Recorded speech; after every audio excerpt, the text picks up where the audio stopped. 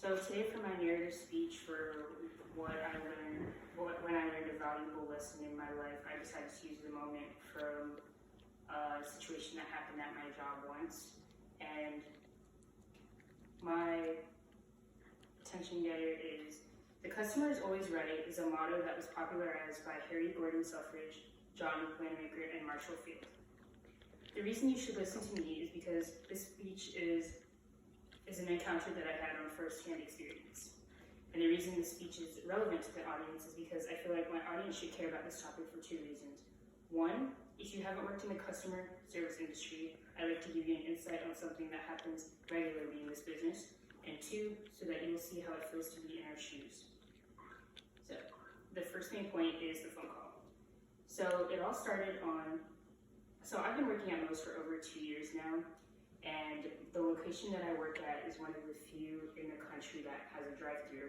And not only do we have a drive-thru, but our drive-thru is a touchscreen kiosk system. So when you pull up to the drive-thru, you place your order by touching the kiosk. And so on our menu, we have this thing called a Rum Dog, which is kind of like a crunch wrap from Taco Bell.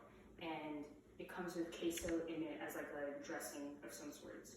And usually queso is something that costs extra for every other thing, but for the Rum Dog, it is the only thing on our menu that queso comes with for free.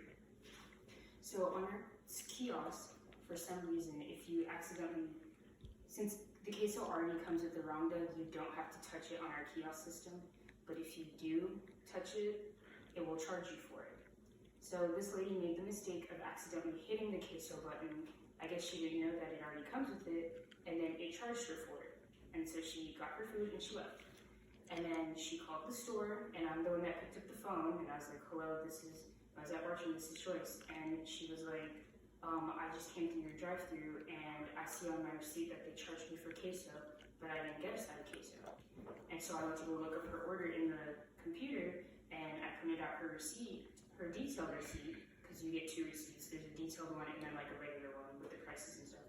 And I explained to her that because queso already comes with the Rum Dog, and she clicked it again, she basically paid for the queso that was already like dressed on the actual meal. And she was like, "If queso comes with the Rum Dog for free, why did I get charged for it?" And I tried to explain to her, because you clicked it when you're not supposed to click it. If you click it again, it'll charge you for it. And she just kept not listening and was like, "Okay, if it comes for free and you guys charge me for it, then why didn't I get a side of queso?" And I tried to explain to her, "Ma'am, I'm not even the one that made your food, but again, you accidentally just paid for the queso that comes with it." And she just refused to listen to me, and she just kept going back and forth with me. So I just hung up the phone.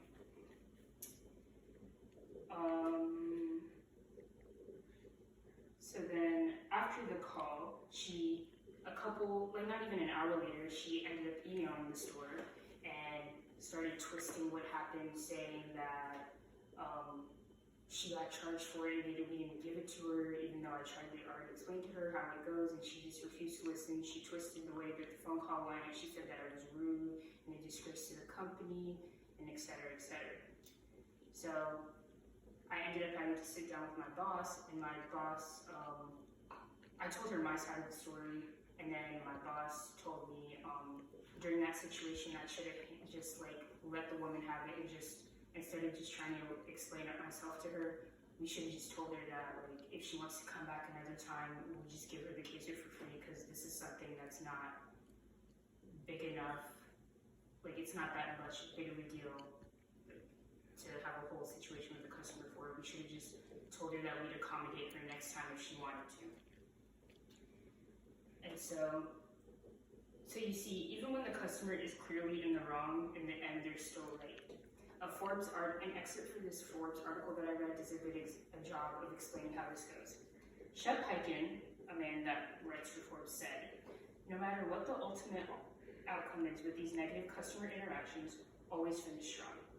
Remember that it's not about proving the customer wrong. Don't make the customer feel like you gave in or let them win. Even the nasty customers should be handed off with compassion and with care. Take the high road, act professionally, and treat the customer, whether they're right or wrong, with respect. You want the good ones to return, and sometimes even the bad ones deserve a second chance. So finish strong with a positive impression that leaves the door open for more business in the future.